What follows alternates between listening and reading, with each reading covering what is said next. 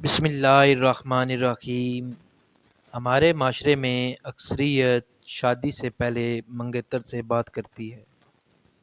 جب انہیں روکا جاتا ہے، سمجھایا جاتا ہے تو کچھ لوگ جواب دیتے ہیں کہ کبھی کبھی کرتے ہیں، کچھ کہتے ہیں کہ ہم حدود میں رہ کر بات کرتے ہیں، کچھ کہتے ہیں کہ شادی سے پہلے انڈرسٹینڈنگ ہو جاتی ہے اس لیے کرتے ہیں، کچھ کہتے ہیں کہ اس کے بغیر دل نہیں لگتا، شادی میں دیر ہے تو بات کر کے دل بہلا لیتے ہیں، وغیرہ وغیرہ۔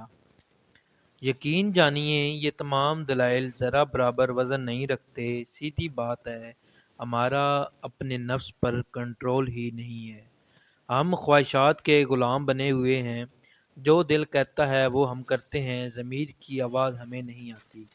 کہتے ہیں منگیتر کے بغیر دل نہیں لگتا، ارے یہی تو آزمائش ہے کہ آپ نفس کو مار کر اپنے آگے کی زندگی بنانی ہے۔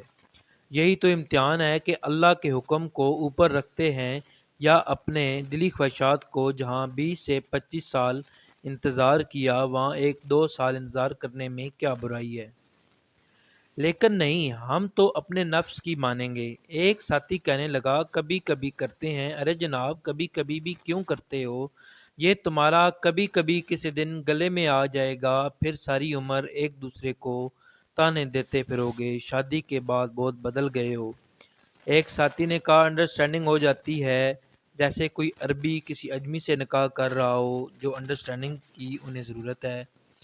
اس انڈرسٹینڈنگ کے چکر میں گاڑی کے اپنے گیئر پھنس جاتے ہیں اور لگانے پر بریک بھی نہیں لگتا، نتیجہ کسی برے ایکسیڈنٹ سے کم نہیں نکلتا۔ جاؤ جا کر دیکھو معاشرے میں منگیتروں کے نام پر کس قدر بے حیائی عام ہو چکی ہے۔ ہوٹلز، ریسٹورنٹس، کافی شاپس بھرے پڑے ہیں۔ کون ہو؟ جواب ملتا ہے، آپ کی ہونے والی بھابھی۔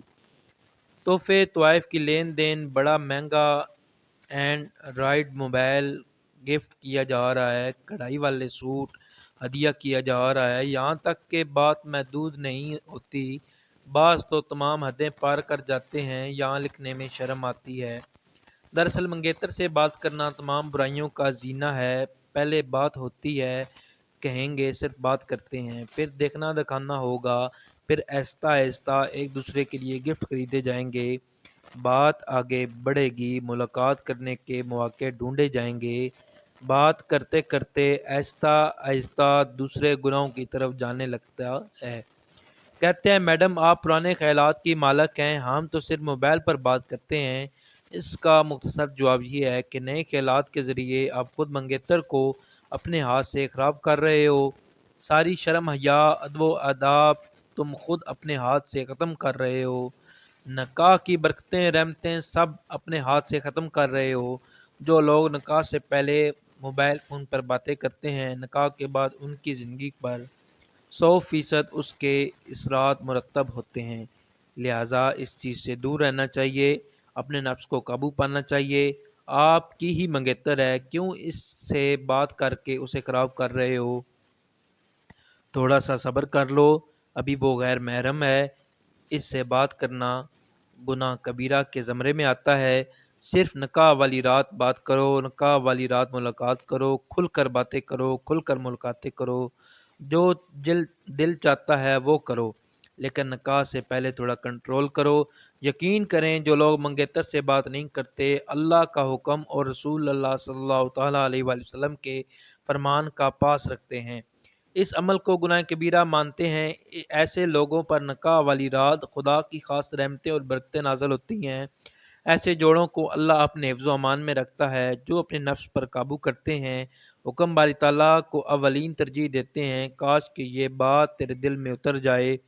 خواہش صرف اتنی ہے کہ کچھ الفاظ لکھوں جس سے کوئی گمراہی کے راستے پر جاتے جاتے رک جائے، نہ بھی رکے تو سوچ میں ضرور پڑ جائے۔